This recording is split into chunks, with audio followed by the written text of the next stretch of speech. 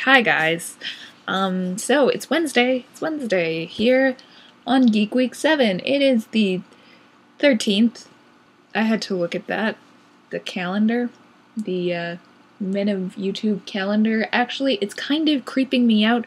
This picture makes me very uncomfortable because there is a lot of shoulder showing. Inappropriate to show that much shoulder.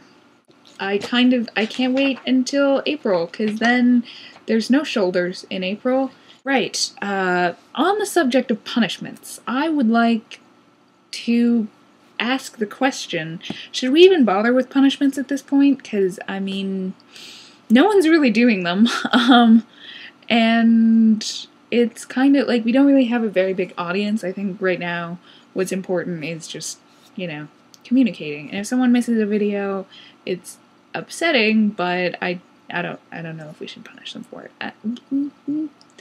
Yeah, the topic this week, kind of a deep question. I don't know if you meant to ask such a deep question. I spent a lot of time thinking about this, actually. Like, if there's one moment that could just change the entire course of your life. This probably comes from my deep love of science fiction, especially like Star Trek, Stargate, that kind of thing, where there's like regular accidental time travel. And there's this one episode in particular in Star Trek where Picard almost dies, and then Q comes to him and he takes him back in time to this point when he was just like fresh out of the Starfleet Academy. He like gets into a bar fight and gets himself stabbed through the heart. Of course, he gets an artificial heart in place, and his life is saved. So Q gives him another chance to live it again because Q is like omnipotent. Instead of getting into the bar fight, Picard chooses to avoid the fight. So what happens is he becomes just this really underachieving, disappointing person, and he doesn't become the captain of the Enterprise, and then Q ends up coming back to him and saying, see, this one moment changed so much in your life. If you had avoided that fight, this is what you would have been. So anyway, he goes back and commands the Enterprise again, and all is well. He's still got his artificial heart. So that being said, I feel like there's a lot of moments that could be defining moments or critical moments in your life. Yeah, I guess one major moment for me would be quitting my first full-time job when I was 19. I got the job when I was 17, fresh out of high school. And it was a terrible job right from the start. First week, I wanted to quit. I stuck with it because I felt like quitting meant that I was not a valuable member of society because I couldn't hold down a job, which is funny because it was my first job. I still have those moments where I'm like, I'm bad at life. I've been working for this company for a year and a half, and what happened is there was interpersonal things. Like, all the other people that worked there were crazy or just angry. So I soon proved to be a workaholic. I took extra work and didn't get extra pay, and I stopped taking breaks.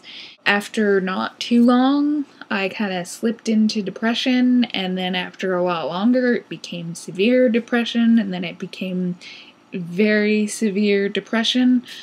Oh, it's hard to talk about this. There was a death in the family, and that kind of got me to take some time off, because I'd never taken any time off in those 2 years. I think I took like 1 day, 2 days maybe. So I ended up taking 2 weeks to like prepare for the funeral, and then after, and then in those 2 weeks I realized how much of a weight was lifted off when I wasn't at work. And the sad thing about it is that I was actually like somewhat relieved even though this person was dead. I was relieved. Yeah, so I decided to quit. I ended up taking 9 months not working because I couldn't handle going back to work.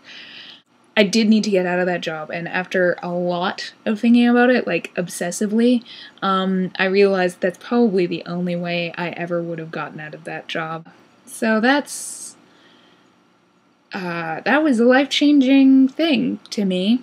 I'm sorry I couldn't give you something happier. That's probably all from me. I don't know if I'm going to be able to fit that in the time allotted, but I am such a Debbie Downer today, aren't I? We'll see you guys later.